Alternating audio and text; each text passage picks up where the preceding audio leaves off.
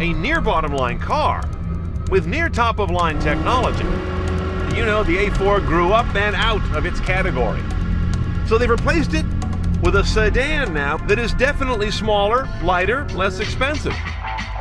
Let's drive the 2015 Audi A3 sedan in the 2.0T trim. Now, this A3 sedan is real new, especially to the US market, although the A3 line's been around for quite a while. This is basically taking the place of the old A4, the original A4, which was about these same dimensions. This car is 175 inches long on a 103-inch wheelbase.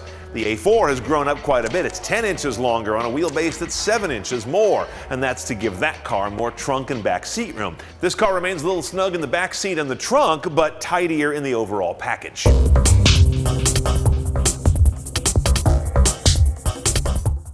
Now, the message on the A3 is small car with big car tech. 4 things in particular sell you on that. You've got integrated 4G, you've got a full-on Audi MMI head unit with the pop-up screen and the newest controller here with a big touchpad. You've got optional Bang & Olufsen audio if you want to go really nuts. And you've got Audi Drive Select, which allows you to lay out this Quattro drivetrain in a series of different personalities. The 4G is probably the biggest story in this car. This car has a built-in AT&T card. There's a SIM over there in the glove box, and that puts this car on the network by itself without tethering and better than that pokey 3G nonsense that a lot of other cars use. Now, here's where it gets interesting having all this 4G stuff is your online navigation and Audi Connect. Audi Connect's where you get to put all kinds of services, including your own custom news feeds you'd like, as well as the usual weather and fuel prices. These are of varying usefulness. Facebook and Twitter updates, of course, that can go back and forth via text to keep it safe. Flight information, parking information I find interesting.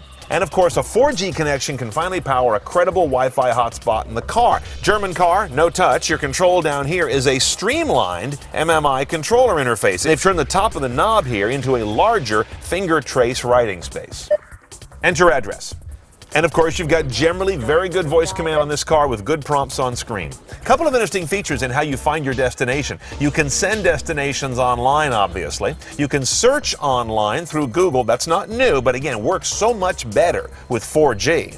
And here's an odd one. You can upload pictures that have GPS coordinates to your My Audi account. Those will get uploaded here, or you can bring them in on an SD card, and then you can navigate by looking at a thumbnail of photos. I'm not sure I'll ever need that, but it's cool.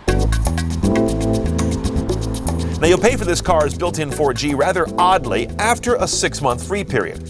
5 gigabytes spread across 6 months is $100, or 30 gigabytes spread across 30 months is $500. The way they've structured it into 5 and 30-month buckets is very odd.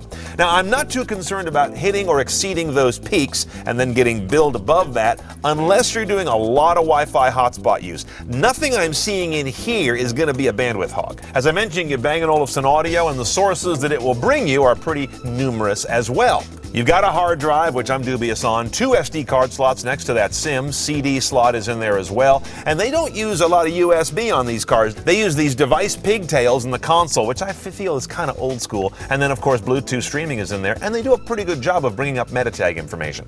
And notice how they've also upped the processing so the vehicle works as quickly as the 4G connection coming in.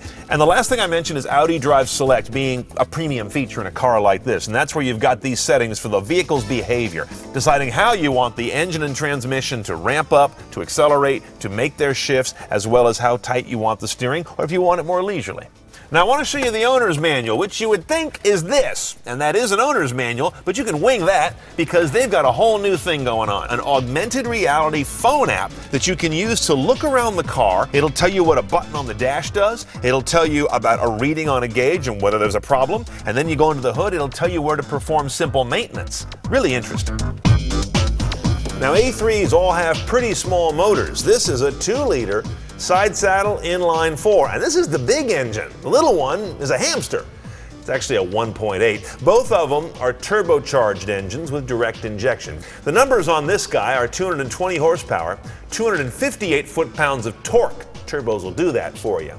That gets out to all-wheel drive, 6-speed dual-clutch transmission only, so it's an automated manual. Interestingly, as I noticed the gear ranges, the top 3 are overdrive, so half that gearbox is overdrive. The overall package weighs a little over 3,300 pounds, yet gets up to 60 in a very respectable 5.8 seconds while delivering 2433 mpg. So this is a nice, powerful, lean little miser of a motor.